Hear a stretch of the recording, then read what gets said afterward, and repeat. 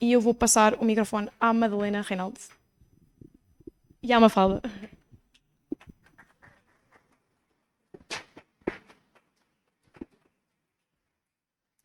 Então, olá a todos, boa tarde, a quem ainda não disse boa tarde. O que é que seria de uma plenária? Tenho que vir para aqui, ok. O que é que seria de uma plenária se não tivesse uma dinâmica antes daqui, neste caso, do debate? E como nós sabemos que vocês gostam de ser muito participativos, participar, então nós arranjamos aqui uma boa dinâmica para vocês. O tema é perguntar não ofende, liberdade de expressão, então nós queremos agora que vocês se expressem, falem uns com os outros. Então, agora, aqueles que são estudantes vão fazer grupos de 5 mais ou menos, pronto, se não for os 5 não é grave. Mas sabemos também temos aqui alguns graduados, alguns, bastantes, e nós queremos que esses graduados se juntem aos grupos de estudantes. Então, em cada grupo de estudante, que haja pelo menos um graduado. Tá?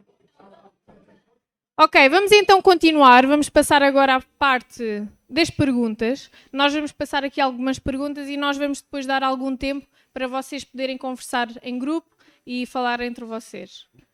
Bem, primeira pergunta. Se não tivesse havido 25 de Abril, será que estavas na universidade? Será que tinhas tirado o curso que tiraste ou o que estás a tirar?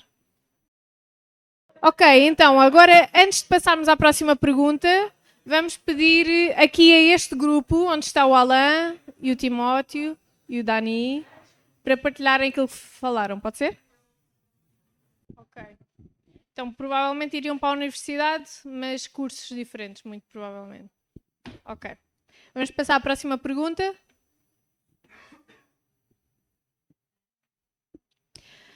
Será que precisamos de um novo 25 de Abril? Estaremos a perder novamente a liberdade de expressão?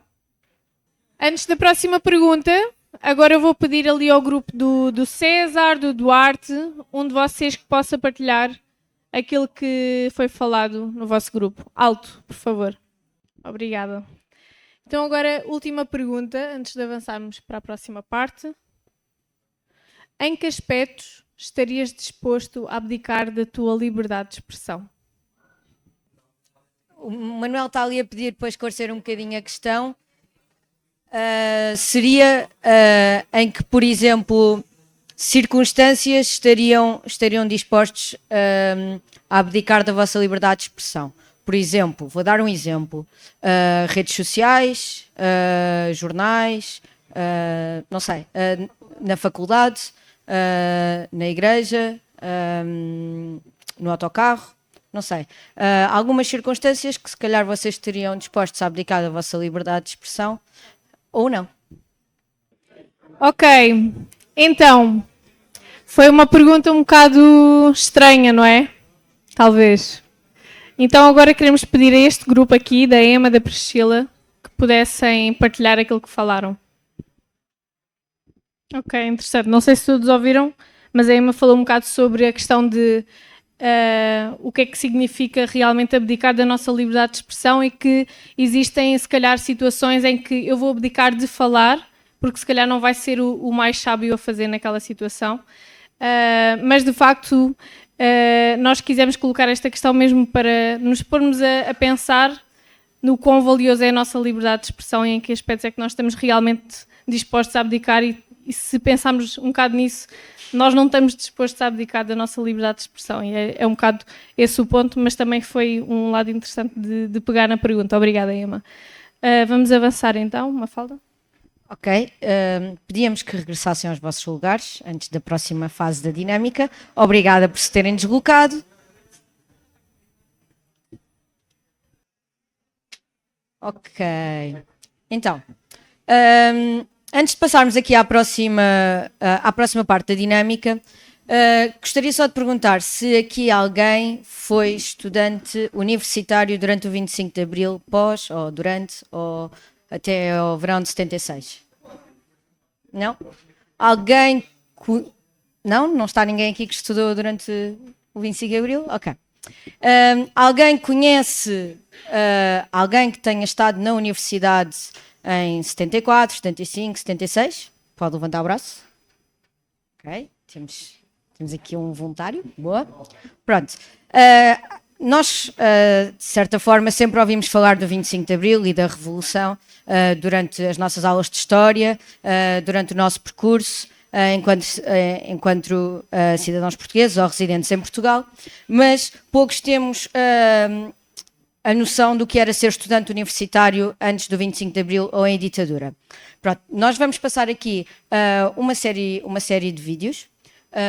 Um foca o que era ser estudante universitário antes do 25 de Abril e alguns focam, os vídeos restantes focam certos aspectos que foi possível conquistar após o 25 de Abril. E depois teremos alguns gráficos que poderão ajudar a responder especialmente à primeira pergunta que vocês discutiram. Não sei se recordam, mas era se estariam na universidade se o 25 de Abril não tivesse ocorrido.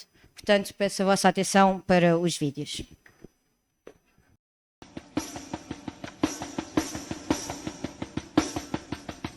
O 25 de Abril trouxe grandes transformações às universidades. Desde o ambiente vivido às matérias ensinadas, esta data foi um ponto de viragem no ensino superior. Eu formei-me inicialmente em História. Era proibido ensinar a história do século XX. Cheguei a ter, por exemplo, aulas com a porta fechada à chave do lado de fora, por aqueles a que nós chamávamos os gorilas, que era um misto de seguranças e de polícias, portanto funcionários da universidade que tinham relações privilegiadas com a polícia política e eram informadores da polícia política. Pegando no exemplo da faculdade em que eu andava, a Associação de Estudantes era proibida. O associativismo estudantil era tolerado em algumas faculdades e universidades, noutras estava pura e simplesmente proibido. Nós não víamos os filmes que queríamos, nós não líamos, comprávamos os livros às escondidas e quem os vendia podia ser, se fosse descoberto, podia ser objeto de processo penal. No período de ditadura, o governo selecionava a informação transmitida aos portugueses. O ensino das leis não era muito diferente. Como o direito não é uma disciplina excepcionalmente criativa, se rege pelo direito vigente, obviamente que o ensino refletia exatamente isso. O professor gozava de uma soberania absoluta, quer dizer, o aluno praticamente não tinha quaisquer direitos. Portanto, e não imagino fazer arte censurada.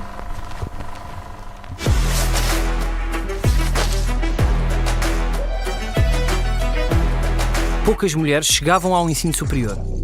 Não podiam seguir a carreira diplomática, nem aceder à magistratura. Não podiam sequer sair do país ou ter uma conta bancária sem a autorização do marido. A seguir ao 25 de Abril de 74, iniciou-se um processo de instituição de direitos sociais, económicos e cívicos. Muitas mulheres tiveram acesso a um mundo novo. Eu penso que a minha geração foi uma geração que acreditou que era possível mudar antes do 25 de Abril, com uma consciência social muito forte. A Constituição de 1976 foi muito importante do ponto de vista do direito em relação às mulheres. Como havia discriminações legais, nomeadamente no Código Civil, no direito da família, em várias áreas, antes do 25 de Abril havia profissões fechadas às mulheres.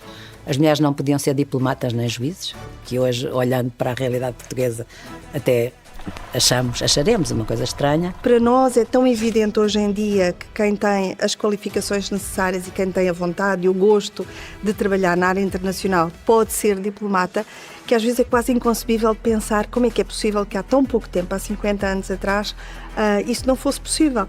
É um valor adquirido que resulta do trabalho de muita gente. Logo a seguir ao 25 de Abril era evidente que essas regras iam ser modificadas. Depois a Constituição proíbe as discriminações e proíbe-as com efeito imediato. Se pensarmos que há 5 décadas as mulheres não tinham direito ao voto, não é? Só a partir do 25 de Abril é que conquistamos esse direito, acho especialmente importante continuarmos a exercê-lo de uma forma massiva e por essa consciência histórica, mas também, sobretudo, pelo futuro.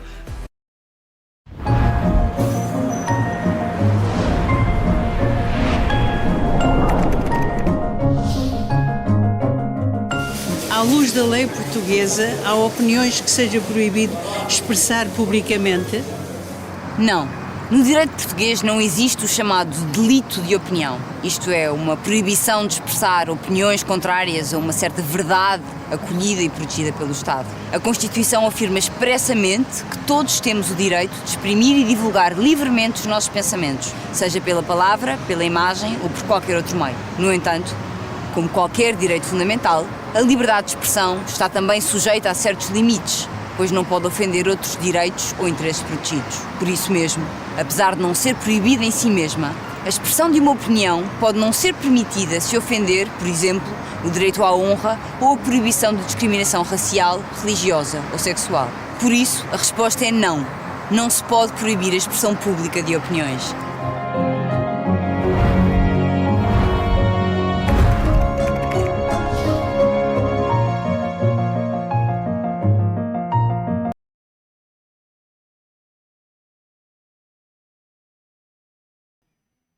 Posso? Posso? Ok. Pronto. Já agora, há aqui alguma rapariga, senhora, que tenha estudado Direito ou esteja a estudar Direito? Não? Não há advogadas na sala? Ou juristas? Ok, boa, boa. Pronto. Assumo que se tenham identificado com alguns destes vídeos. Portanto, respondendo à vossa primeira questão de se estariam a estudar na universidade se não tivéssemos tido uma revolução, pronto, não estou aqui, não vou pressupor tudo o que aconteceu depois, que também foi muito importante, mas que ainda continuássemos a viver em ditadura nos mesmos parâmetros que vivíamos antes de 1974. Portanto, uma em cada 4 pessoas era analfabeta, sendo que no caso das mulheres era uma em cada 3, ou seja, a maior parte das pessoas não sabia ler e escrever, portanto, não sabendo ler e escrever, provavelmente não estariam na universidade. Também o acesso à educação era vedado a famílias mais ricas e provavelmente muitos dos jovens ou estavam na guerra, no caso de serem homens, ou as mulheres estariam com graus de educação inferiores, portanto também não chegariam ao ensino superior. Temos aqui um gráfico muito interessante relativamente aos profissionais de saúde por cada 100 mil habitantes. Podemos ver aqui que o número de médicos e enfermeiros aumentou consideravelmente depois do 25 de Abril. Isto é uma profissão que exige então um curso no ensino superior e que estava vedada a muita gente desde então. Para além disso, podemos ver aqui uma maior participação do ensino superior no quadro superior esquerdo a partir de 1974. Para além disso, podemos ver que antes de 74 haveria menos mulheres do que homens a frequentar o ensino superior e agora essa linha acaba por se inverter, mas aqui o principal ponto é realçar que muito mais pessoas têm acesso aqui ao ensino superior. Portanto, respondendo à vossa primeira questão, provavelmente poucos de nós estariam no ensino superior. Relativamente aos cursos, por exemplo, cursos como a magistratura ou, por exemplo, engenharias aeroespaciais estariam vedadas a mulheres e, por exemplo, os homens não teriam tanta abertura a nível de matérias e iriam para matérias mais científicas. Portanto, aqui a Revolução também nos trouxe alguma liberdade, digamos assim, de expressão no ensino superior. E, em jeito de despedida da nossa dinâmica, deixamos uma questão de reflexão para passarmos aos nossos oradores. Obrigada.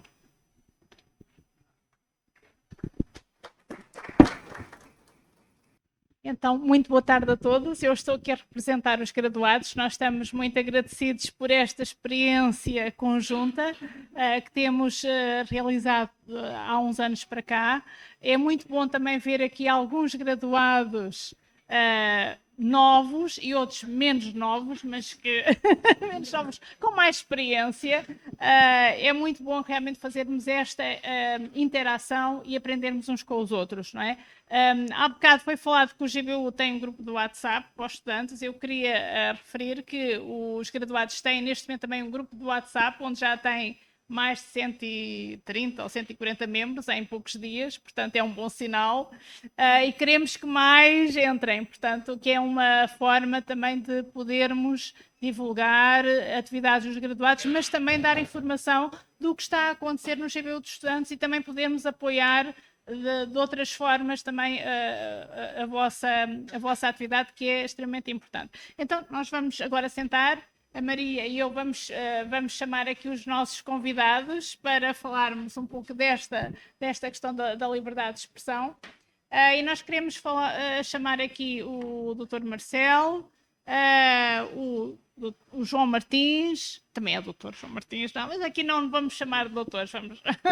O Marcelo, o Marcelo Marques, o João Martins e o Timóteo Cavaco, também, que está aqui. São representantes de diferentes gerações a nível universitário, não é? O João mais recente, o Timóteo é da minha geração. E o Marcelo, que vem do Brasil, mas já mora há alguns anos em Portugal e, portanto, também já se está a integrar neste panorama. Então, vamos sentar.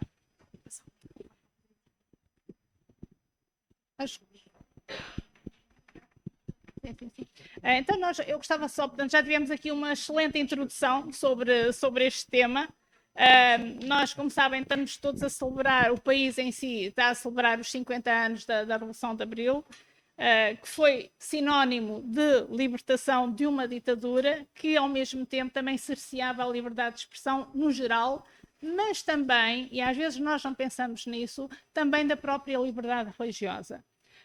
Eu sei que a maior parte de nós não estava cá ainda no 25 de Abril. Eu estava, mas era pequena, mas estava já.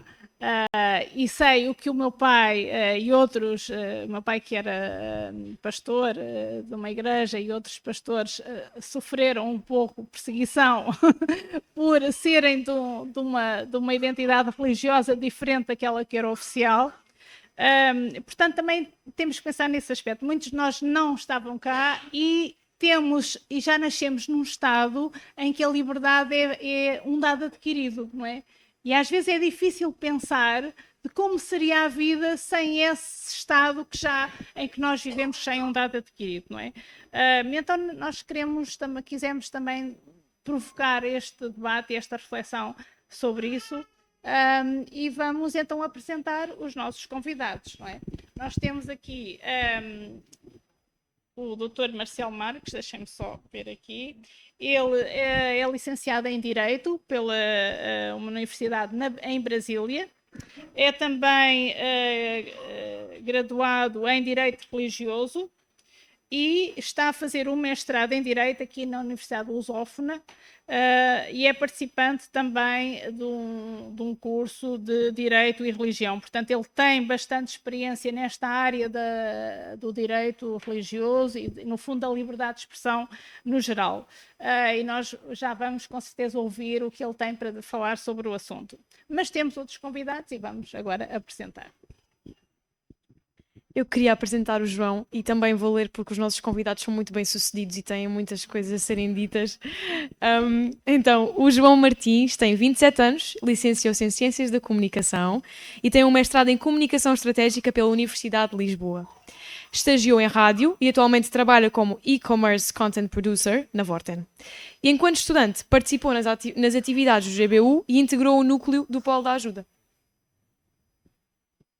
Hoje temos também o gosto de ter connosco o Timóteo Cavaco, que apesar de hoje em dia ser presidente da Aliança Evangélica Portuguesa, ele é um graduado como nós, não é?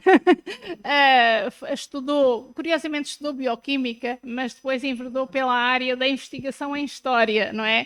E ele está a fazer o doutoramento na área de História Religiosa, na Universidade Aberta e na Universidade Católica, e é também o coordenador académico do Seminário Teológico Batista, nomeadamente na parte do mestrado também, não é? E portanto temos também, e também foi durante muitos anos diretor da Sociedade Bíblica, portanto ele está muito por dentro também do que se tem passado a nível da liberdade de expressão também nesta área. E, portanto, temos muito gosto em ter estes 3 convidados. Eu penso que também vocês terão a oportunidade, penso eu, depois fazer algumas perguntas, não é? Pelo slide, não é? Já está ali. Então, mas primeiro vamos fazer aqui uma pergunta aqui ao Marcelo, perguntando, então, liberdade de expressão precisa do direito? Qual é que é o papel do direito, então, na liberdade de expressão? E nós vamos ouvir o que é que... só para responder a pergunta não, pode ou fazer já... a sua, sim. Já está. Sim. Posso fazer a Tem apresentação. Bem, antes de mais, eu quero agradecer ao Deus Todo-Poderoso, ao GBU, na pessoa de todos os graduados e dos estudantes aqui presentes. Para mim é uma honra, porque é um outro Portugal que eu não conhecia, não imaginava essa plenária dessa forma, com pessoas interessadas em Jesus, né? Ou em outras religiões, eu não sei exatamente, né, qual a vertente que eu estou chegando cá agora. Bem, um destaque que eu quero dar ainda na pessoa do meu professor orientador de mestrado, o professor Dr. Joaquim Rogério, que fez essa indicação. Obrigado também a doutora Isabel e os demais colegas aqui do painel. E eu quero dar um destaque mais do que especial, não sei se vocês ouviram uma criança linda ali, agora está tossindo. A Esther, que eu amo demais, vai fazer 10 meses, o meu filho Matheus, que eu amo muito, e a minha esposa Liz, que também é advogada, mas aqui em Portugal está na área de estética. E nós estamos muito felizes de estar aqui em Portugal há 3 anos. Quando eu fui convidado para participar desse painel sobre liberdade de expressão, eu tive algumas reações. A primeira foi, meu Deus, chamaram um brasileiro para falar de liberdade de expressão nessa altura dos acontecimentos que nós estamos experimentando no Brasil. Não tenho medo de ser preso, tá? Mas o que eu vou falar aqui reflete o que está acontecendo e algumas pessoas foram presas, sim, em relação ao exercício da sua liberdade de expressão. O outro sentimento foi... eu trouxe minha colinha aqui porque realmente eu preciso dela, tá? A outra foi de me sentir levado às minhas primeiras aulas da Faculdade de Direito, onde nós estudamos Teoria Geral do Estado, que fala justamente sobre essa questão do direito natural, que eu vou abordar um pouco mais adiante. E a outra foi de participar desse painel por conta dos estudos que eu tenho enfrentado na pós-graduação em Direito Religioso, a primeira do Brasil. Eu preciso destacar isso, porque como primeiro curso especializado em Direito Religioso, parece que há ali uma defasagem e que eu chamo a atenção para vocês notarem que é uma área bastante relevante, tendo em vista a expectativa das perseguições religiosas que só aumentam, né? E a gente precisa assegurar o direito das organizações religiosas, sejam elas de qual matriz for. E assim eu preciso referir aqui também a alegria de todos os aprendizados que eu tenho adquirido com os confrades do Instituto Brasileiro de Direito e Religião, sediado no Brasil, os colegas da primeira pós-graduação em Direito Religioso, promovido pelo IBDR e a Universidade Evangélica também do Brasil, e ainda com os novos amigos do primeiro curso também aqui na Europa, o primeiro curso Direito e Religião, que foi realizado 2 semanas na Espanha, que foi uma experiência incrível, que eu cheguei a ouvir inclusive sobre inteligência artificial e religião e liberdade de expressão, coisas inimagináveis que eu pude conhecer. Então, eu estou sofrendo de obesidade mental, vou tentar organizar a minha fala, que já foi longa, para dizer aqui que, embora eu tenha separado sempre mais de um conceito dos exemplos que eu vou trazer, eu vou focar apenas em um sobre cada coisa que eu vou falar. Tem muita coisa que já foi dita há séculos, então não estou aqui inventando nada, eu só vou compartilhar algumas visões. Nós temos um professor que eu tive a honra de conhecer pessoalmente semana passada, que falou na sua obra de maneira geral, sobre o juscontratualismo. É o professor Jonatas Eduardo Mendes Machado, diretor da Faculdade de Direito de Coimbra. Eu vou falar sobre o juscontratualismo para demonstrar o que havia antes da formação do Estado, né, da sociedade. Ele destaca como sendo aquele estado de natureza do homem, pré-político, pré-estatal, em que os indivíduos habitam isoladamente, sem subordinação ou sujeição, lutando pela sua autopreservação. Em seguida, salienta-se o facto de que os indivíduos são titulares de determinados direitos naturais que lhes foram concebidos pelo Criador, como a vida, a liberdade e a propriedade, contando apenas com as suas próprias forças para fazer valer e executar os seus direitos.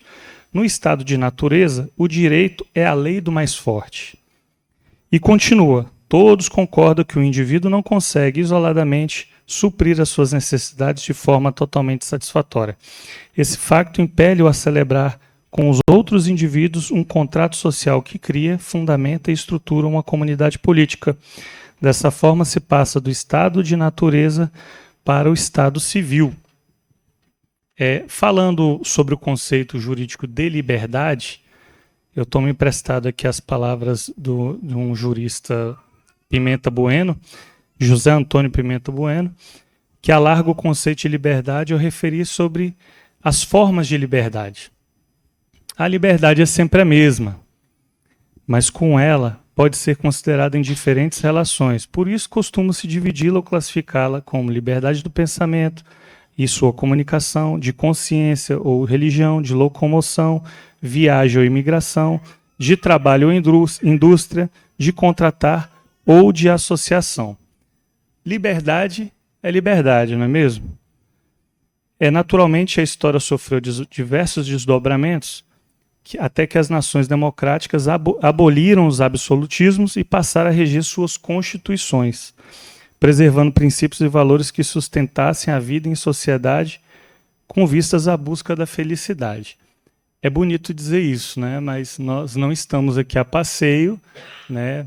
Particularmente, a vida não necessariamente significa acordar, pagar contas e aparecer no Instagram, né? Há uma relação que precisa ser desenvolvida coletivamente, embora as pessoas não pensem da mesma forma, e nós temos essa estrutura criada pelas constituições que nos permite desenvolver essas relações com toda a diversidade possível e às vezes até inimaginável. Nesse caminhar não há dúvidas que o Ocidente foi criado em raízes judaico-cristãs. Há quem queira negar isso, mas isso é um fato. 150 anos antes da Revolução Francesa, a Declaração dos Estados da Virgínia, no texto da independência daqueles, vamos dizer, da Nova Inglaterra, né, que estavam buscando a independência da coroa britânica, já dispunha em seu artigo 16, ali em 150 anos antes da Revolução Francesa. Essa religião, ou a obrigação que devemos ao nosso Criador, e a maneira de emitir essa confissão só pode ser dirigida pela razão e convicção, não por força ou violência. E, por conseguinte, todos os homens têm intitulado o direito ao livre exercício da religião conforme ditames da sua consciência, e este é o dever mútuo de todos, praticar a tolerância cristã, o amor e a caridade uns para com os outros. Então, aconteceu esse fato histórico, né, que os ingleses perseguidos pela igreja anglicana, nomeadamente os puritanos e alguns outros, que foram para os Estados Unidos, e ali eles inclusive criaram a sua primeira emenda, dando a maior ênfase, com a maior força da liberdade religiosa, porque eles saíram de um cenário de perseguição e fundaram os Estados Unidos com essa vibração, vamos dizer assim. E que inspirou, inclusive, a França com a Declaração Universal dos Direitos do Homem e do Cidadão em 1789. Seu artigo 4º, em que a liberdade consiste em poder fazer tudo que não prejudique o próximo. Assim, o exercício dos direitos naturais, mais uma vez eles aqui, de cada homem não tem por limite senão aqueles que asseguram aos outros membros da sociedade o gozo dos mesmos direitos. Esses limites apenas podem ser determinados pela lei. Houve uma pergunta aqui sobre em que momento você abdicaria da sua liberdade de expressão. Eu, de pronto, pensei, em nenhum momento, nem com a minha esposa, não tem conversa. Vai ouvir o contraditório, vamos conversar a respeito disso. Mas eu pensei em o direito de não me autoincriminar. A esse, sim. Né? O direito ao silêncio. Né? Você tem direito ao silêncio? Sim. Eu não posso me autoincriminar. Ninguém pode me forçar a dizer algo que vá contra a minha própria liberdade. Então, em hipótese alguma. Eu já falei sobre... Fica tranquilo que tem páginas aqui, mas eu já risquei muita coisa. Tá? Não vou falar sobre isso, não vou falar sobre isso. Já falou ali, né? Aquela hora. Que muita coisa que eu vou citar aqui também é aqui em Portugal do mesmo jeito. Então tá tudo em casa. Mas eu queria referenciar aqui uma expressão para a curiosidade de todos, que para mim foi uma novidade nesses um ano de estudos para cá, sobre a expressão que tem no texto constitucional brasileiro, também no português, que é a dignidade da pessoa humana. Quando eu vi essa expressão, nesse contexto que eu aprendi recentemente, eu nunca tinha parado para refletir sobre esse aparente pleonasmo, né? Dignidade da pessoa humana. Uai, se é a dignidade da pessoa, é claro que só pode ser a pessoa humana. E aí, nos nossos estudos, veio à baila aqui um fato histórico de precedente único. E há de perceber que a referida expressão reflete na realidade, remete ao Concílio de Nicéia de 325, revisado em 381. Abre aspas. Onde ficaram estabelecidas a deidade de Jesus Cristo e as pessoas divinas da Trindade, sendo Cristo, quando caminhou sobre a terra, pessoa humana e divina ao mesmo tempo. Então isso é o motivo da separação da pessoa humana e pessoa divina nessa expressão constante nas nossas constituições. Isso é muito forte. Isso é muito forte. Isso me emocionou até. Quando a gente vai vendo esses estudos no campo do direito religioso, a gente vai aprendendo, eu particularmente, sobre realmente como a vida é. Né? O que está por trás de tudo que nos é apresentado. A gente não para refletir, a gente acorda e vai tocar o barco, vai estudar, vai trabalhar, vai suprir expectativas que não são a de Deus. Bem, eu não posso falar de artigo 5º, porque o artigo 5º da Constituição Brasileira é imenso e é ali que se fala com muita intensidade e gritos sobre liberdade. Então, eu nem constei os incisos, porque são muitos, demonstrando que a Constituição brasileira prima muito pela liberdade, mas, no final, eu vou chocá-los com o que tem acontecido, embora temos esse âmbito de proteção tão forte. Outros dispositivos constitucionais, no contexto das liberdades, estão expressos aqui no artigo 53 e 220 da Constituição Brasileira. O que acontece? O artigo 53, como o poder emana do povo, né, o artigo 1º, inciso 3º, parágrafo 1º do inciso 1º, o poder emana do povo, que o exerce por meio dos seus representantes. E o artigo 53, ele diz que os deputados e senadores são invioláveis, civil e penalmente, por quaisquer de suas opiniões, palavras e votos. Quaisquer. E o primeiro choque. Tivemos um deputado federal que está preso. Isso é assustador. Artigo 220, tem a ver aqui com a área do nosso amigo João, né?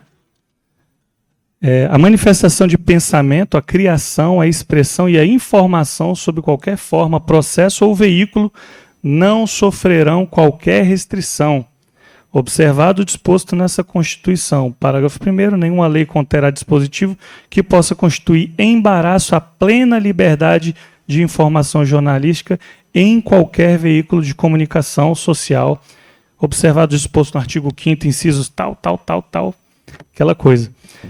E é vedada, no parágrafo 2º, toda e qualquer censura de natureza política, ideológica e artística. Eu não sei se vocês estão cientes do que está acontecendo no Brasil? Vocês chegaram a acompanhar? Temos um jornalista chamado Sérgio Tavares que falou: a Europa vai saber. Ele foi detido, inclusive, no aeroporto em 25 de fevereiro, mas agora retornou domingo e pôde lá, sem embaraço qualquer, fazer o seu papel jornalístico de levar e trazer informações. Que esse é o estado ideal das nossas liberdades. Sem liberdade de expressão, compromete-se, inclusive, a liberdade religiosa. Essa é uma frase de um dos meus professores, o professor Dr. Tiago Rafael Vieira, que inclusive lançou um livro agora pela Almedina, chamado Liberdade Religiosa, Fundamentos Teóricos para o Exercício, para a Proteção e Exercício da Crença. Bem, não sei como é que está de tempo, mas o conceito jurídico de religião. A religião é um conceito que filosoficamente, antropologicamente, temos aí milhares de abordagens sobre o que seja religião. No mundo jurídico, o termo religião ele pode ser enxergado por três teorias. Eu vou usar aqui a teoria mais tradicional, conhecida como substancial objetivo jurídico de religião, que é aquela considerada quando apresenta os elementos da divindade, moralidade e culto. Divindade é um Deus, aquilo referente à transcendência da cosmovisão de cada pessoa. A moralidade diz respeito às regras de conduta ou a um livro sagrado. E o culto é a expressão máxima desses outros dois elementos. Tá? Divindade, moralidade e culto. Esse é um conceito mais aceito, embora existem outras abordagens que possam ou não desconsiderar o culto, como aquela apresentada pelo professor Jonatas Machado, que fala sobre o conceito tipológico, que apresenta as parecências de família. Se uma religião que surge agora se parece com alguma já que está estabelecida, ela também pode ser considerada religião, até porque é muito difícil o legislador, o julgador, dizer se é ou não uma religião, né? Ele nem pode fazer esse juízo, mas como a gente precisa proteger a liberdade religiosa, esse conceito tem servido, inclusive, para inibir certas seitas ou até religiões chamadas satíricas, né? Inclusive, teve uma decisão do Tribunal Europeu dos Direitos Humanos, eu não tenho isso anotado aqui, em relação a um pleito de uma religião do esparguete, do monstro do esparguete voador, que eles queriam tirar foto com lá no Brasil a gente chama escorredor de macarrão na cabeça. Aí foram analisar a raiz dessa religião e verificaram que era um protesto sobre não sei o quê, não tinha a ver com a divindade, tinha a ver mais com uma crítica a um aspecto de uma outra religião real. Com relação ao Estado laico, nós precisamos falar sobre o que é um Estado laico. O Estado laico é um Estado que eu vou puxar aqui, nomeadamente os Estados democráticos, porque existem alguns Estados que existem características, mas que não há essa liberdade religiosa. E o Estado laico é aquele que possui algumas características. Eu vou citar o Brasil, que ele possui as características mais completas no mundo jurídico, né? Um Estado, para ser considerado laico, estou falando de qualquer um, ele precisa ter, no mínimo, a separação do poder político do poder religioso e a liberdade, um ambiente de liberdade para a expressão das crenças dos cidadãos. As outras características de um Estado laico são a benevolência, a igual consideração e a colaboração. Isso tudo, a benevolência é aquela em que tanto o Estado ou a Igreja elas buscam o bem comum.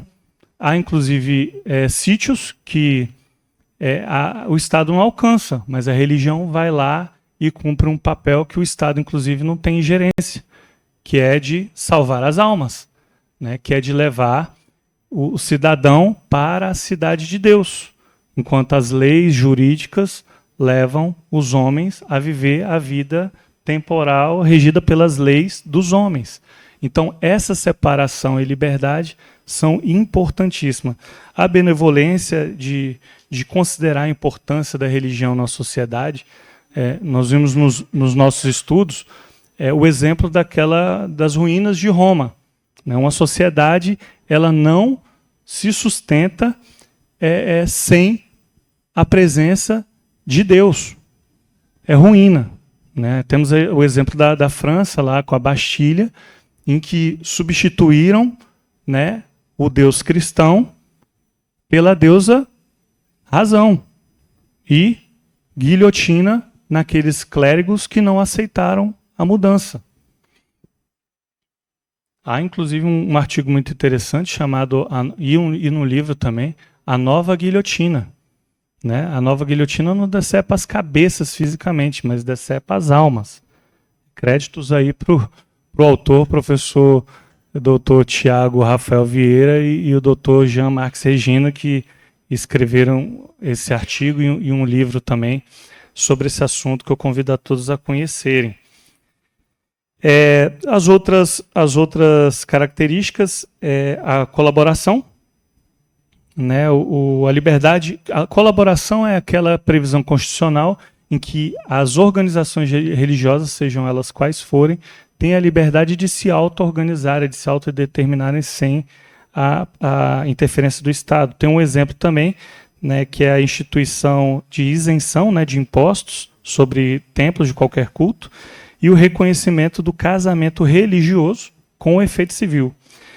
E as características da igual consideração, eu vou citar aqui os autores que eu acabei de mencionar, que a igual consideração é amplamente prevista na legislação constitucional e infraconstitucional, com a inexistência de qualquer diferenciação no tratamento jurídico de toda e qualquer confissão religiosa. Então, no Brasil, toda e qualquer confissão religiosa é tratada com igual consideração. Nos meus estudos, estou ali lutando com o meu orientador que está aqui presente, para perceber se essa igual consideração em Portugal ela é, no mínimo, mitigada, porque há algum requisito referente à radicação, a registros, que lá no Brasil não existe qualquer embaraço. É religião, o Estado só tem o dever de reconhecer, não faz nenhum outro tipo de exigência. Mas estou aqui, inclusive, como aluno, esqueci de mencionar. Também estou aqui como aluno, não como especialista. Espero chegar lá. Bem, eu quero agora passar, tinha algumas outras coisas aqui que eu teria que ler os artigos, né, da Declaração Universal dos Direitos do Homem, que teve um contributo imenso de Jacques Maritain, no seu artigo 19, o Pacto Internacional sobre os Direitos Civis e Políticos, no seu artigo 18, número 1, sobre a liberdade de pensamento, de consciência, de religião. Mas eu quero destacar que a liberdade de expressão não existe em estados teocráticos islâmicos. E o mesmo se pode afirmar de nações que adotam regimes ditatoriais como Nicarágua, Coreia do Norte e China. A China, inclusive, tem buscado reinterpretar a Bíblia. Uma outra discussão que nós temos no mundo do direito, que é exatamente aquilo que eu falei sobre a França. Né? Quando você tira Deus, você tem que colocar uma outra coisa no lugar. Inclusive, na França, quem entrou foi Napoleão, não foi isso? E agora aqui é o Partido Comunista, que quer ocupar o lugar que somente pode ser ocupado por Deus. Eu falei que ia pular várias páginas. Eu vou fazer um questionamento para a gente passar por um encerramento. Eu não deixar de falar de algo que foi dito aqui também, sobre, inclusive, uma forma que o GBU, de certa forma, também faz, que é o proselitismo. E o proselitismo, muitas vezes, é encarado pelas pessoas de forma pejorativa, né, como uma coisa incômoda. Mas não é incômodo. O proselitismo é o exercício do direito de expressar a sua crença e de buscar prosélitos, de convencer o outro de que você pode ser feliz. Ó, do caminho que eu estou, eu encontrei a Deus, esse caminho é muito bom, eu gostaria que também você encontrasse, né? Se a pessoa disser que não quer, tudo bem, mas eu tenho o direito de tentar convencê-la. Diferente de outras religiões em que a conversão às vezes é forçada. Então, nós precisamos desse ambiente, porque a questão que eu queria deixar para responder é se questões relativas à liberdade de expressão religiosa, se os cidadãos, ministros de culto e ou líderes religiosos podem ou não expressar as suas crenças. Eu diria, pelas razões que eu acabei de expor, que deve. É porque é o seguinte, nós temos uma coisa que eu mencionei, o mercado de ideias. Nós temos aqui, na sociedade, um mercado de ideias. Tem um monte de coisa passando por aí, às vezes a gente abraça, assim como eu já abracei quando era mais novo. Geralmente, quando a gente é mais novo, adolescente ou jovem, a gente acaba abraçando ideias sem refletir, considerar o que tem por trás dessas ideias. Então, existe esse mercado de ideias.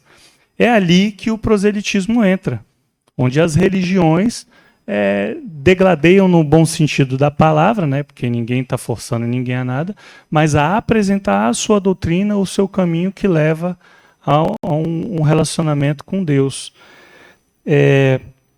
Então, o clérigo, o pastor, o líder religioso, ele, inclusive, deve falar. Por que eu falei isso 2 vezes? Porque lá no Brasil, alguns pastores e um padre, inclusive, foram condenados, né? Eu achava que não ia falar sobre isso, mas nós estamos falando sobre liberdade de expressão e liberdade de expressão religiosa. Esse aqui está um exemplo claro. O Brasil, mesmo com toda essa proteção que existe no seu texto constitucional, nós chegamos a esse ponto. Então, eles dizem o seguinte: o pastor, o clérigo, o padre, o líder religioso, ele está dizendo sobre as coisas do céu, sobre o transcendente, não tem nada a ver com a conduta e o comportamento de um cidadão de determinados grupos.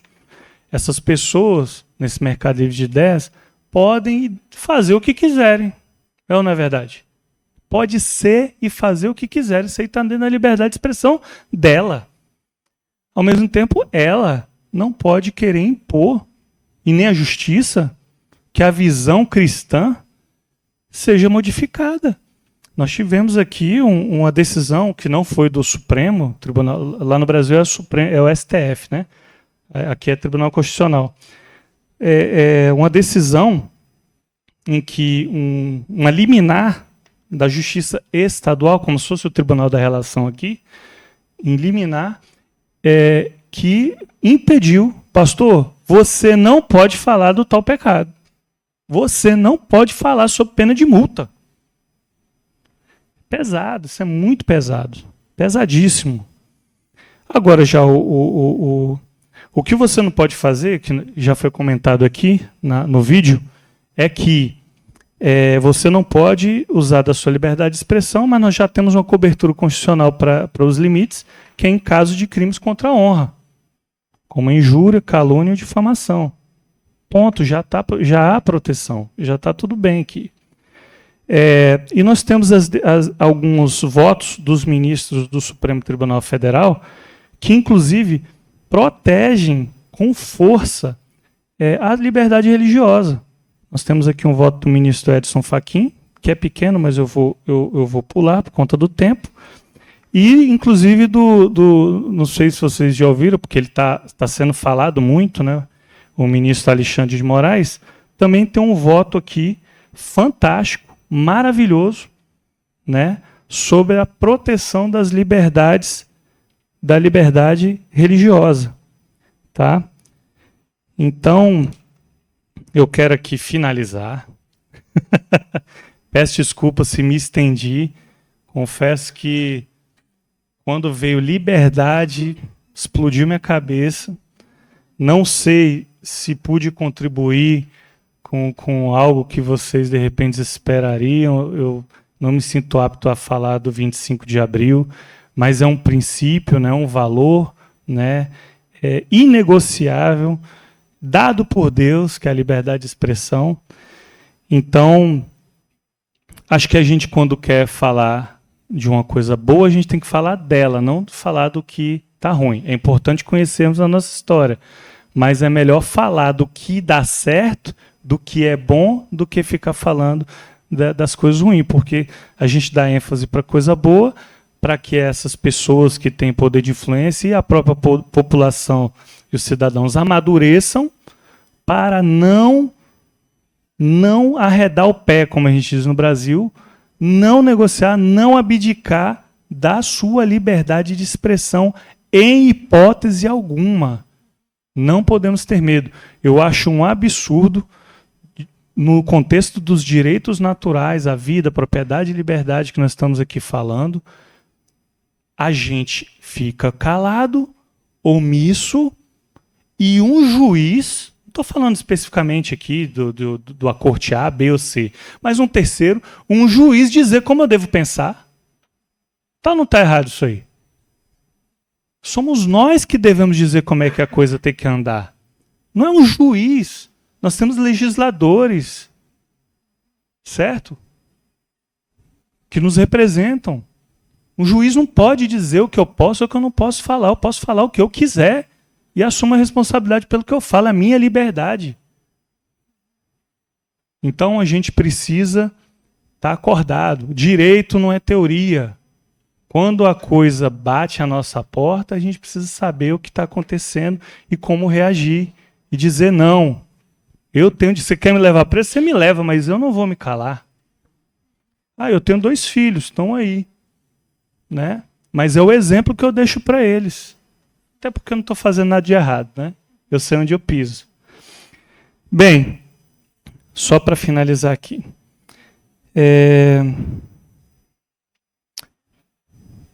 Já falei de tudo isso. Pessoal, quero só finalizar com um convite. Eu vi que tem 2 estudantes de direito ali. Eu falei, eu espero que eu fale ali, tente te animar a gostar mais do direito. Eu também fiz direito porque eu não sabia o que eu queria. É normal, eu tinha feito um outro curso superior antes, não gostei, aí fui para o direito.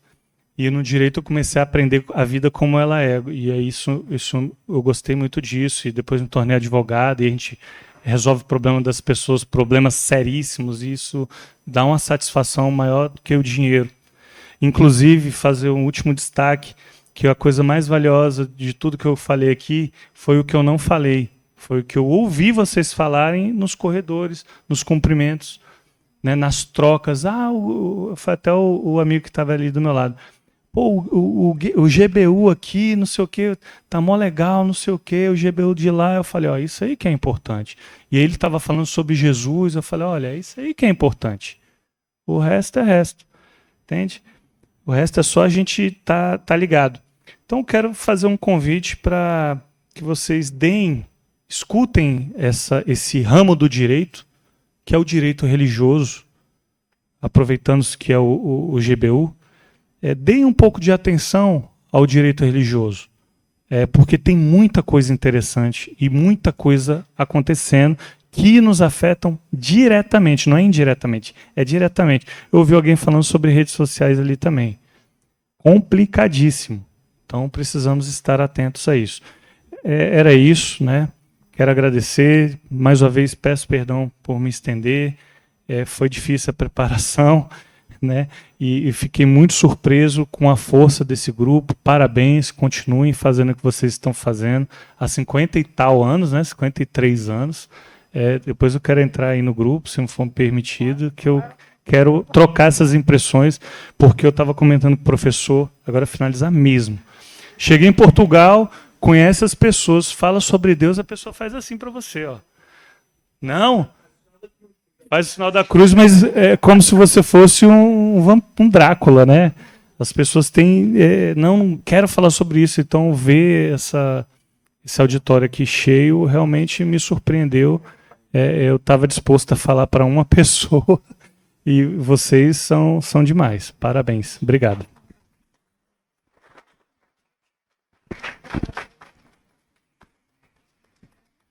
Nós queremos agradecer o professor Marcelo. De facto, veio responder um bocadinho àquela questão que já tínhamos falado há pouco e veio também confirmar aquilo que nós vimos no vídeo, não é? Que vimos no vídeo, que todos têm, de facto, direito à sua opinião, inclusive religiosa. Eu vou passar à Maria, que nós estivemos aqui a falar e nem sequer nos apresentámos. Peço desculpa, porque nós já estamos aqui em família e achamos que toda a gente já nos conhece. Eu não tenho muito a dizer, chamo-me Maria, estudo na Faculdade de Letras da Universidade de Lisboa. Exatamente. Universidade de Lisboa, por favor. E berro. Mas já... Não, então, eu estudei Filosofia na EFCSH, na Nova, e sou professora no Seminário Teológico Batista e também dou apoio a famílias na área do aleitamento materno. E tenho 8 filhos e 6 netos. Tenho alguns filhos aqui, acho que eu tenho 2. Vocês depois podem descobrir quais são.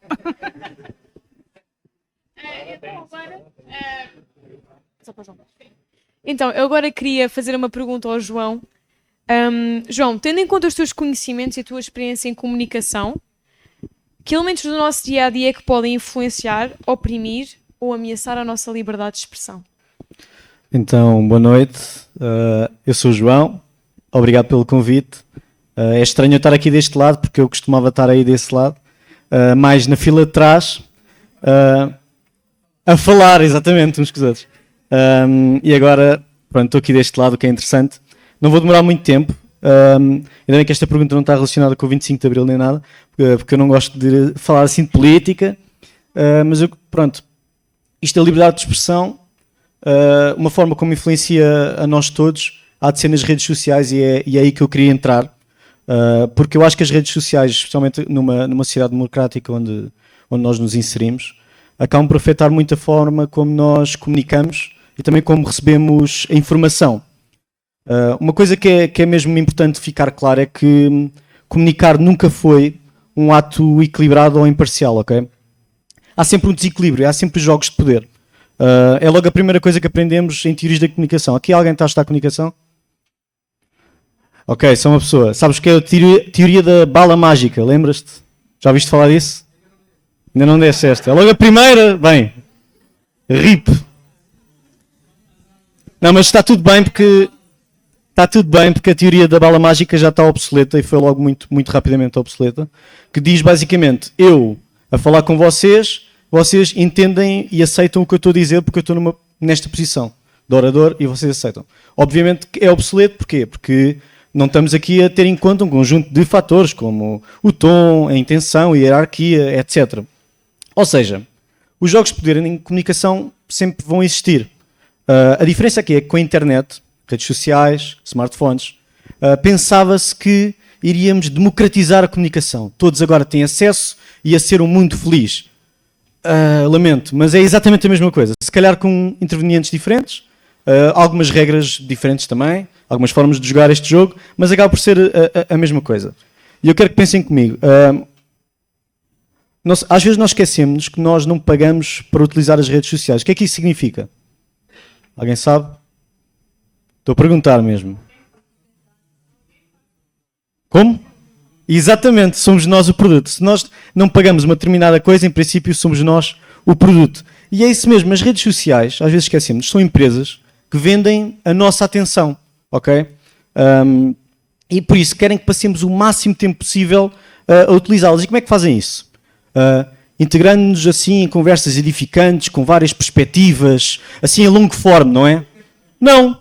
Vão-nos integrar, vão-nos dar conteúdo, uma salganhada de conteúdo que nos encha de dopamina e que legitima as ideias que já temos, ok? Porque isso é que provoca mais comentários, mais tempo na rede, mais anúncios que comemos. Pronto, é assim que funciona. E é aqui que nascem os algoritmos. Os algoritmos não são intrinsecamente maléficos, ok? Não são bichos-papões, simplesmente são sistemas que estão a tentar que vocês fiquem o máximo tempo possível na plataforma. E de certeza que já ouviram esta máxima, e é muito conhecida: mostra-me o teu feed e dir-te-ei quem és. Já ouviram falar disto? E é verdade, ou pelo menos uma versão mais uga-uga da nossa personalidade, ok? É aquilo que nós não mostramos a toda a gente, é aquilo que nós temos. E os algoritmos têm alguns problemas, e eu prometo que vou ser rápido, e que acabam por influenciar a nossa liberdade de expressão e a forma como nós nos expressamos. Eu vou só falar de 3. Primeiro, toda a gente tem uma opinião em relação a tudo. Não sei se já repararam. Antigamente, ser ignorante é eu não sei nem quer saber. Olha, e o senhor da televisão é que sabe. Ele está na televisão. Isto é que era a ignorância. Hoje em dia, vamos para o lado exatamente oposto, que é: se tu não tens uma opinião 100% trancada sobre tudo, é porque és burro. Okay? Nós casualmente conseguimos olhar uns para os outros, e isto é verdade, e dizer: então, mas como assim não sabes a solução para o conflito israelo-palestiniano?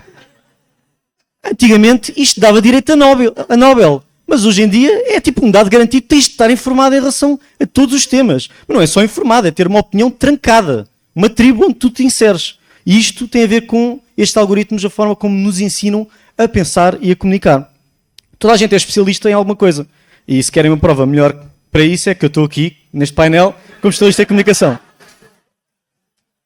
Segunda é que ficamos com cérebro TikTok, ok? Há tanta informação, há tantos players, há tantos sistemas para capturar a vossa atenção. Eu uso todos os dias no meu trabalho. Eu escrevo artigos para a Vorten. Então eu uso palavras específicas para quando vocês pesquisam coisas no telemóvel, eu vou aparecer em primeiro, ok? Mas adivinhem, toda a gente está a fazer isto. Então vocês estão a ser inundados de toda a informação possível. Isto é o melhor, top 5, não sei o quê, melhores telemóveis até 300 euros. Ou seja, vocês ficam inundados. O que é que acontece? Já não dá, ninguém tem tempo, nem cabeça, para nuances, para vários pontos de vista. Começamos a preferir mensagens curtas, mas com visões globais sobre tudo. E, especialmente, faladas por figuras fortes e confiantes. E é por isso que, ao longo da história, isto não é novo, mas nas redes sociais acontece muito, em que nós gostamos muito de figuras heroicas, messiânicas, a dizerem-nos coisas, excepto quando aconteceu com o verdadeiro Messias, aí não rigimos muito bem, mas é verdade que as redes sociais estão cheias de gurus, porque é assim que nós gostamos de receber as mensagens. E último, promove o tribalismo, e vocês devem saber isto melhor que eu, como não há posições assim ponderadas, ou paciência para explicações muito complexas, começamos a organizar naturalmente em tribos. E as mensagens ponderadas não têm tanta força como as mensagens fortes e polémicas e fatalistas até. Isto também porque o nós contra eles é muito mais fácil de vender do que o nós com eles. Okay? Então, o que acontece? O nós contra eles gera mais, é como eu estava a dizer há bocado, gera mais engagement, gera mais comentários, ou seja, ficamos mais tempo lá, mais anúncios comemos, então o algoritmo diz, mete isso. É por isso que vocês ou só veem no vosso feed coisas que vocês gostam muito, ou coisas que vos vai irritar. Porque é isso que vos vai fazer ficar lá. Okay? E a nossa paciência com o outro lado torna-se quase nula. Já não existe o concordamos em discordar. Existe sim aquela típica keyword que é a cultura do cancelamento. É daqui que vem. Não é uma coisa que vem de nós, é uma coisa que é-nos alimentada. O sistema está montado para isso. E estes são os 3 pontos que identifiquei que podem meter em risco ou pelo menos enviesar a nossa liberdade de expressão. É isso.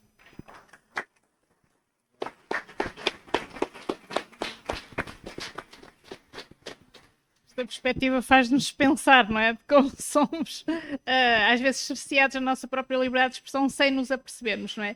E eu tenho aqui ao meu lado a Maria, que é estudante da Faculdade de Letras, e eu queria que ela comentasse um bocadinho esta...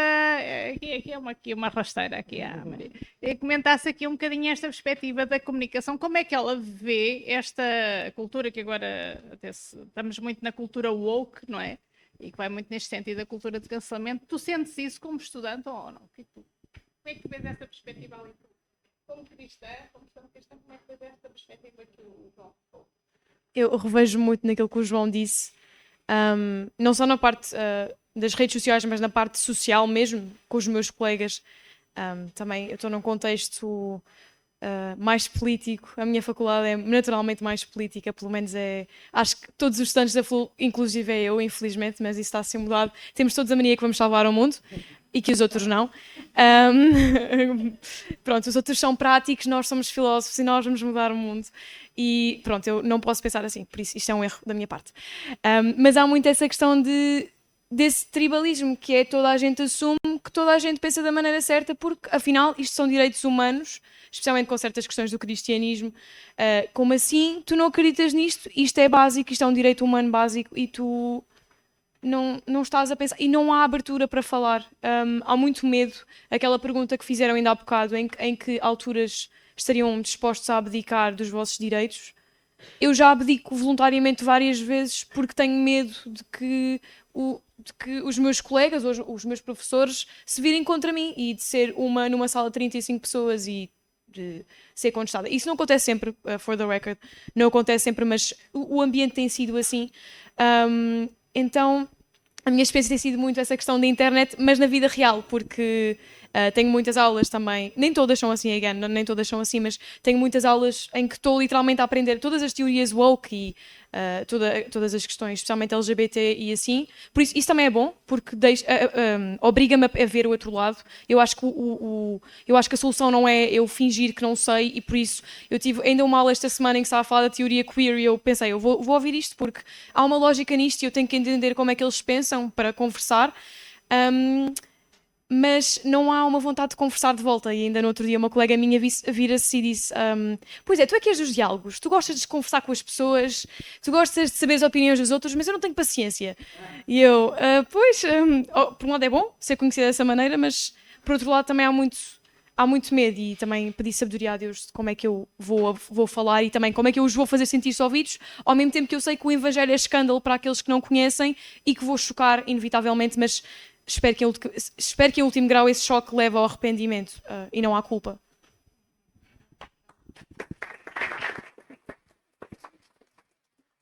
Então, acho que não foi por acaso que pusemos este tema, perguntar não ofende, não é? Porque parece que chegámos a um tempo que se calhar, às vezes perguntar pode ofender, não é?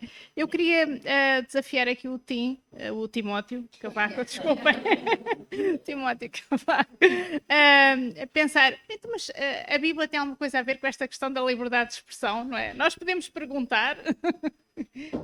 Boa pergunta, boa pergunta. Em primeiro lugar, boa noite a todos e quero agradecer pelo convite que me fizeram para estar aqui, porque de facto o benefício foi meu.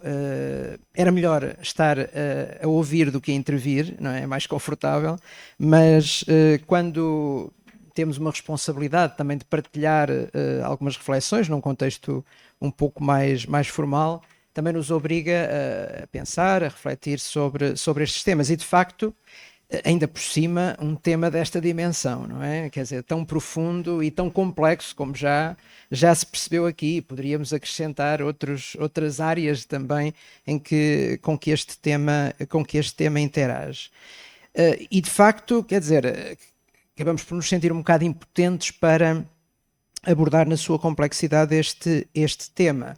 Fico satisfeito, e ainda bem que nós tivemos aqui intervenções tão brilhantes antes da minha, e particularmente neste contexto para o qual nós geralmente remetemos a questão da liberdade e das liberdades, que é o contexto jurídico, não é?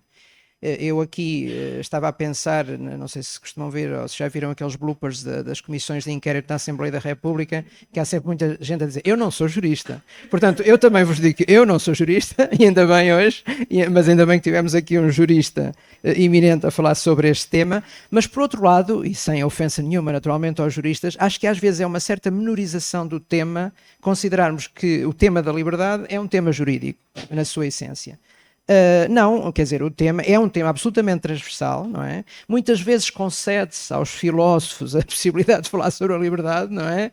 E temos aqui alguns eminentes filósofos, não é? Que poderiam falar sobre isso, mas eu acho que o tema é muito mais abrangente do que isso e como já vimos, por exemplo, na área da comunicação e em muitas outras que nós poderíamos ir aqui falar. Portanto, é de facto um tema absolutamente transversal e sinceramente, às vezes até me causa um certo desconforto remetermos este tema apenas para essa dimensão.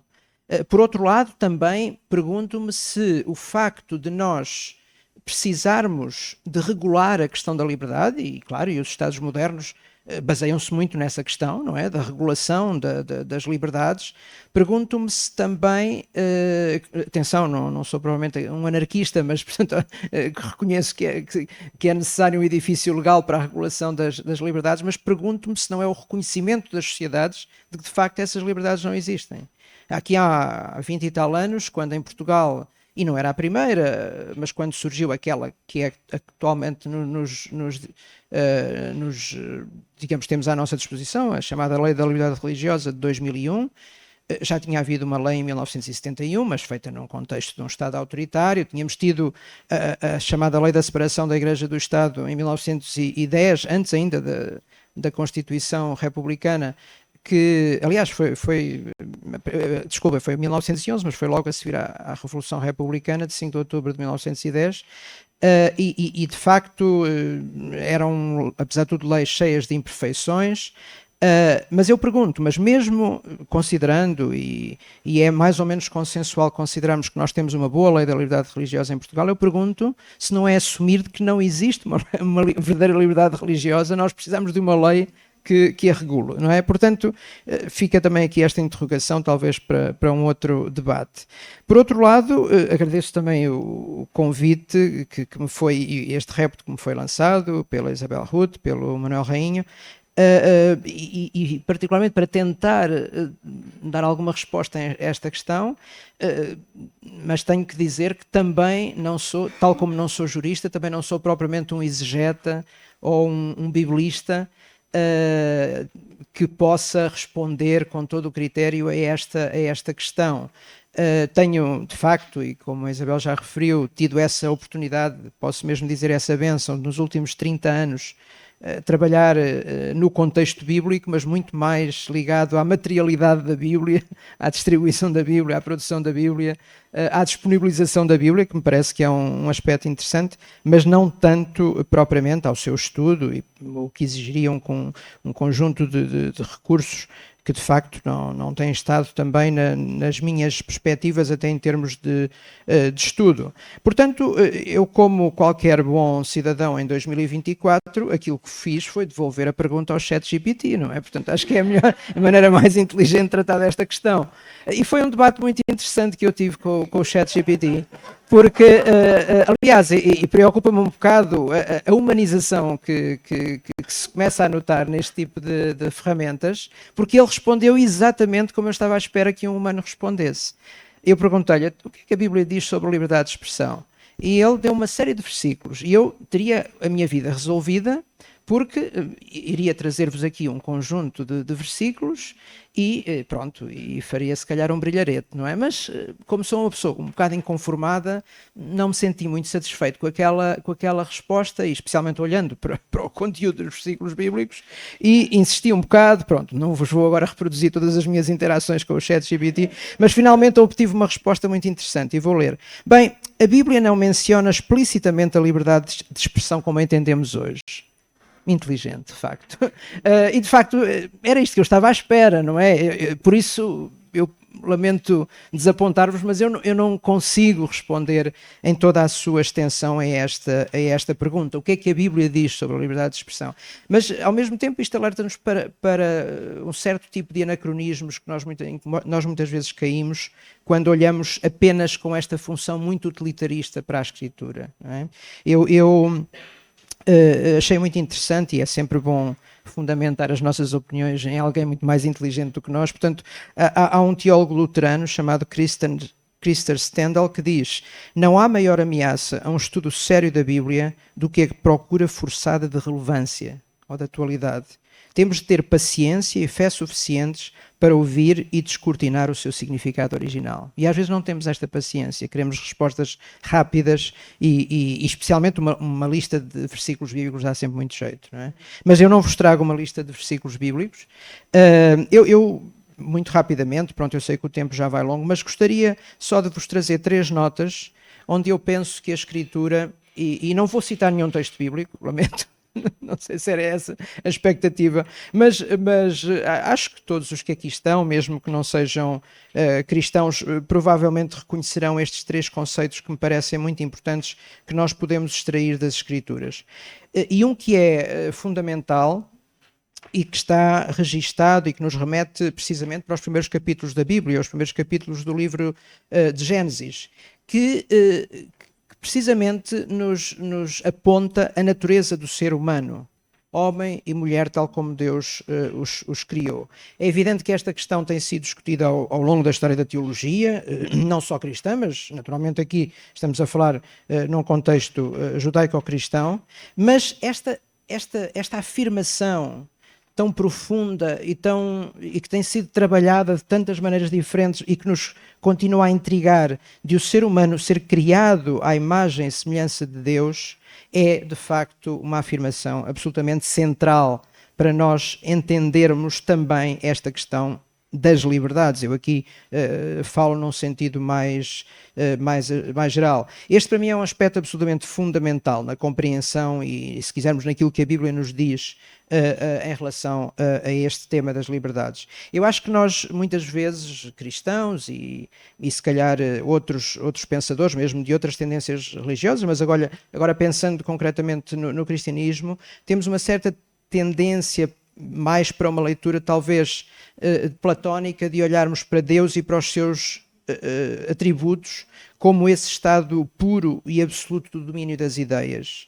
Mas eu acho que esta ideia da imagem e semelhança de Deus vai muito à frente disso. Eu vou um pouco mais à frente recuperar esta ideia, mas pelo menos para já eu acho que é absolutamente central para nós lermos tudo o que vem a seguir a estes primeiros capítulos da Bíblia, esta noção de que o homem foi criado à imagem e semelhança de Deus. Uma segunda nota, talvez um pouco mais pragmática, mas não, espero que não seja apenas utilitarista, mas penso fundamentalmente, e no contexto do Antigo Testamento, em grande parte, ou pelo menos numa parte significativa, ou numa parte do clausulado da lei mosaica e para a sua aplicação. E gostaria de pensar fundamentalmente nos princípios da lei dada por Deus a Moisés, no que diz respeito àquilo que é diferente, e concretamente em relação ao estrangeiro. Mas pensando estrangeiro apenas não aquele que é de outra nação ou de outra nacionalidade, mas o outro, o diferente, não é? É verdade que a leitura que se faz geralmente do Antigo Testamento é sempre bastante negativa, olhando e particularmente por comparação às liberdades de que nós gozamos nos regimes modernos, democráticos, nos Estados de Direito. Mas, mais uma vez, caímos num anacronismo, porque a comparação tem que ser feita com os códigos legais da época e não com, naturalmente, os códigos legais que nos regem atualmente. E nessa leitura comparativa, nós percebemos que a lei mosaica vai muito além de qualquer código legal que regia os povos vizinhos de Israel ou qualquer outro povo. E porque, mais uma vez, e aqui temos que voltar necessariamente a esse conceito fundamental do que é a imagem e semelhança de Deus. Eu muitas vezes dou este exemplo, e para quem já me ouviu, se calhar vai achar que me estou a repetir, e estou, seguramente, mas de facto nós temos que perceber que, enquanto hoje nós olhamos à nossa volta, no mundo em que nós temos, e praticamente eu diria que virtualmente ninguém desconhece este conceito de um Deus único, não é? Quer dizer, mesmo aqueles que não são cristãos, judeus ou muçulmanos, saberão que há quem pense que existe um Deus único. Nós estamos aqui a falar num contexto em que era um ínfimo povo no meio da humanidade que acreditava que existia um Deus único e que os seres humanos foram criados à sua imagem e semelhança, não com qualquer outro tipo de comparação. Portanto, esta ideia que é transmitida em todo o Antigo Testamento, mas pensando concretamente na aplicação, digamos, no clausulado e na aplicação da lei mosaica, parece-me que é muito importante esta ideia de que se vai mais além, E isto remete-me também para uma questão que há bocado até falávamos com o Marcelo precisamente sobre isso, que eu acho que é muito importante. A defesa da liberdade não é uma defesa dos nossos direitos, é uma defesa do conceito de liberdade. Permitam-me que vá buscar este exemplo, pronto, não é por defesa institucional, mas até por questões de investigação. Eu estudei a história da Aliança Evangélica aqui em Portugal e também do movimento das Alianças Evangélicas, isso até antes de ser presidente da Aliança Evangélica, portanto foi algo independente, e apreciei muito este conceito que no fundo é uma impressão digital neste movimento, que é a defesa da liberdade religiosa, fundamentalmente, mas a defesa da liberdade para todos. Houve casos no século XIX em que as alianças evangélicas em países de maioria protestante foram perante os seus governos defender a liberdade das minorias religiosas, nomeadamente a minoria católica nos seus países. A defender a liberdade de muçulmanos, estamos a falar no século XIX, na Europa. Portanto, quer dizer, eu acho que esta ideia de defendermos a liberdade e não defendermos a nossa liberdade é algo que também é esse ir mais além que nós encontramos no Antigo Testamento. Uma terceira e última nota, antes, se me permitem ainda, de um desafio final também gostaria de deixar, tem a ver também com o conceito absolutamente inovador de igualdade humana que encontramos na prática de Jesus e também na literatura paulina no Novo Testamento. Esse mesmo Deus que nos criou à sua imagem e semelhança, mais uma vez digo, não é uma mera idealização, porque ele se materializou, e espero não estar a chocar ninguém, mas de facto essa é a ideia da encarnação em Jesus. Deus materializou-se. Portanto, Deus e os seus atributos não se tratam apenas de formas que nós, pobres criaturas, vamos tentar observar na caverna escura da nossa existência. Não, nós temos um exemplo concreto a seguir, Jesus. Não é apenas uma forma, um ideal, é um exemplo concreto. E é daí que deriva o conceito de absoluta igualdade humana que Paulo por várias vezes verbaliza. Conceitos que para nós hoje parecem ser perfeitamente assumidos, bem, infelizmente talvez não tanto, mas a igualdade entre o homem e a mulher, a igualdade entre o judeu e o gentio, entre o servo e o livre, em Cristo, o nosso maior exemplo. Portanto, eu penso que a dignidade humana não se padroniza pelo que na sociedade é mais virtuoso, pelo que é mais competente, pelo que é mais sábio, pelo que é mais poderoso. Ainda bem que nós não nos temos que comparar as virtudes uns dos outros. Não, nós comparamos a Cristo. Não no sentido naturalmente de o superarmos, mas no sentido de seguirmos o seu exemplo. Portanto, eu penso que estes três, sem citar versículos bíblicos necessariamente, mas eu penso que estas três notas que eu gostaria de deixar, acho que são muito, muito importantes para nós entendermos aquilo que a Bíblia tem a dizer sobre liberdade, de uma forma geral, mas também, naturalmente, sobre esta que eu penso, e termino também, antes de passar ao desafio final, com esta nota de que a liberdade de expressão, e não vou discutir esta questão com os juristas porque não tenho competência para isso, mas para mim é realmente a principal das liberdades. Eu diria a liberdade fundamental.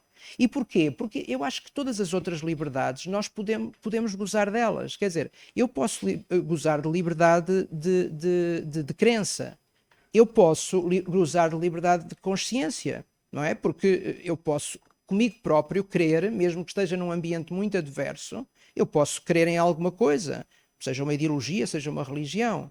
Mas a expressão é algo que naturalmente pode ser maniatado como nenhuma das outras liberdades, não é? Eu posso crer no íntimo das minhas cogitações e, no entanto, bem, a menos que realmente alguém consiga ler os meus pensamentos, me pode coagir a isso. Mas é quando nós expressamos o que pensamos, o que está mais íntimo no nosso ser, que aí, de facto, podemos colidir com algum tipo de coerção. Portanto, e a mesma coisa eu aplicaria também no plano estritamente religioso. Nós, muitas vezes, e bem, defendemos a questão da liberdade religiosa, a liberdade de crença, mas eu penso que, ainda mais do que isso, é a liberdade de culto. não é? A garantia da liberdade de culto. E não há culto sem coletivo, não há culto sem comunidade. Portanto, essa expressão também daquilo que nós queremos em termos religiosos é absolutamente fundamental. Caminho então para o desafio final, que é este, e que tem a ver precisamente com o nosso olhar em relação a este tipo de questões. Eu diria que a nossa tendência, e mesmo, claro, a obrigação de um Estado moderno, de um Estado democrático, é naturalmente positivar estes conceitos. No sentido em que, quando falamos sobre liberdade de expressão ou sobre qualquer outra liberdade, eles têm que estar garantidos, não é? Nós lutamos para que esses direitos estejam garantidos, tanto a nível individual como coletivo.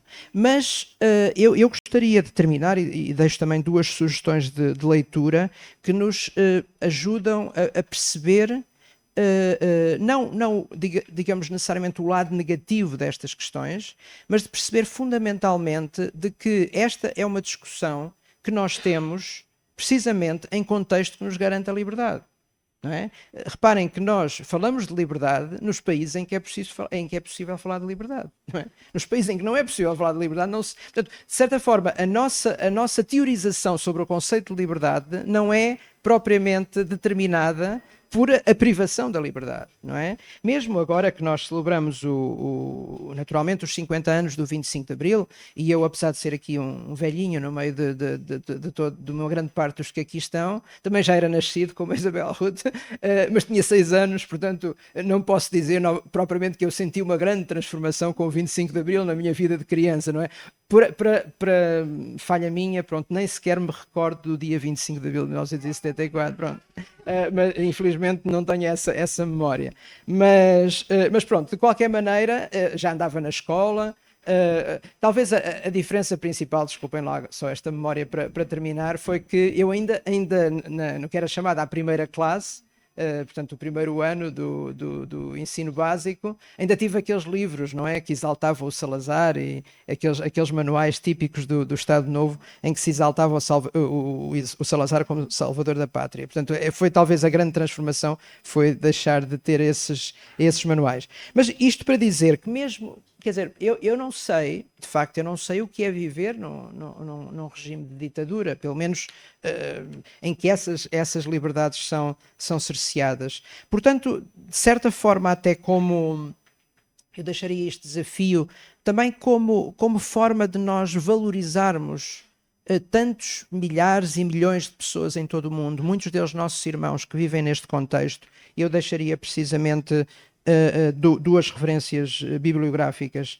Uma delas é um clássico da segunda metade do século XX, o livro de Dietrich Bonhoeffer, eu não sei alemão, mas qualquer coisa como Nachfolge, foi, na maior parte das traduções que existem em inglês, chama-se The Cost of Discipleship, mas já agora anuncio, talvez em primeira mão, que em breve sairá uma tradução feita em Portugal. Há algumas traduções feitas no Brasil, mas acho que vai ser a primeira tradução feita em Portugal deste livro e estou com bastante expectativa para o ver. Mas é um livro a que eu recorro muito frequentemente, é um comentário, mas muito vivido, como sabem, pronto, quem sabe a história de Dietrich Bonhoeffer, portanto, é um comentário muito vivido do Sermão do Monte e que eu acho que é bom para nós pensarmos realmente não diria o lado negativo das liberdades, mas realmente outra dimensão do que é também viver em liberdade. E depois deixo finalmente esta referência, era uma obra que eu não conhecia, mas é um trabalho académico vertido em livro com o título In the Shadow of the Cross, A Biblical Theology of Persecution and Discipleship, de um autor canadiano chamado Glenn Penner.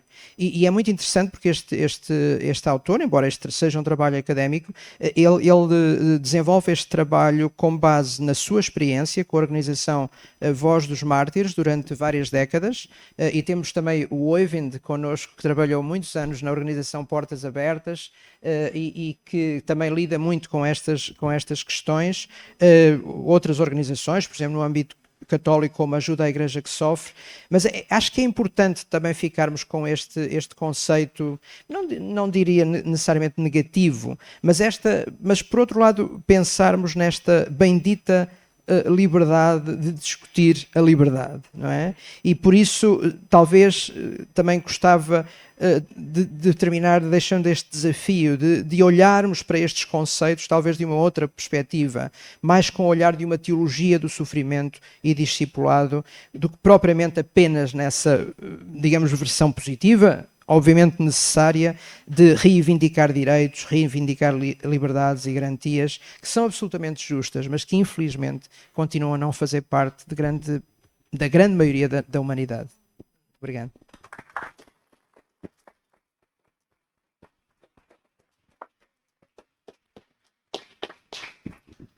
Então, antes de terminarmos, já não conseguimos que vocês respondam às perguntas, mas vamos ler algumas, por isso fica o convite para quem fez as perguntas de vir depois ter com os oradores para eles responderem, que ainda vamos jantar a seguir.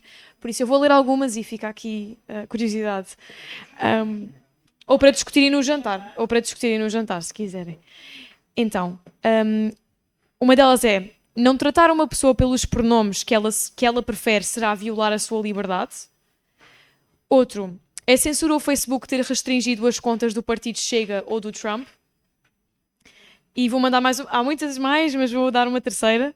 E como cristãos devemos defender a liberdade dos pagãos matarem bebés e mutilarem crianças em terapia de mudança de género? Intenso. Exatamente.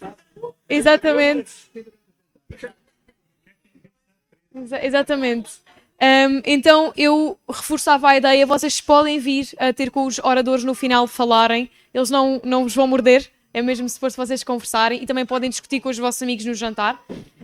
Então pronto, eu queria fechar e agradecer muito aos oradores por terem vindo. Mais uma salva de palmas, por favor.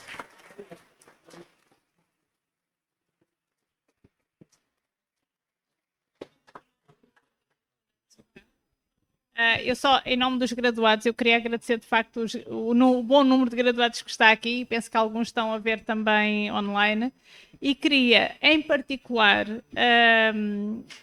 a maior parte que está aqui não conhece, mas temos aqui um casal que é o Oivind e a Tuna, podem levantar-se.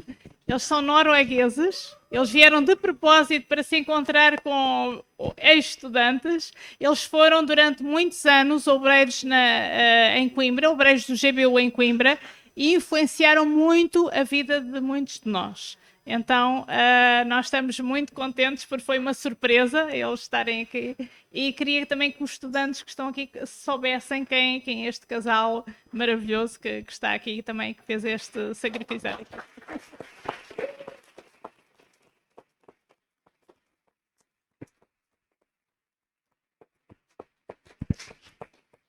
Ainda no tópico das perguntas, João, podes passar para outro site? Então, a próxima plenária vai estar um bocadinho ligada com isto, porque vamos falar sobre... Vai ser um bocadinho diferente, vai ser mais em estilo de perguntas e respostas. Por isso, perguntas como estas que vocês não puderam fazer diretamente agora aos oradores, vão ter a oportunidade de fazer mais diretamente na próxima plenária, que é dia 7 de maio, e que as pessoas achavam... Ouvi dizer que alguém achava que grelha era de grelha de tabela, mas não, é grelhão cristão, literalmente. É mesmo suposto, e convidem amigos, que é mesmo suposto trazer pessoas não crentes que queiram fazer perguntas sobre o cristianismo. Então pronto. Obrigada.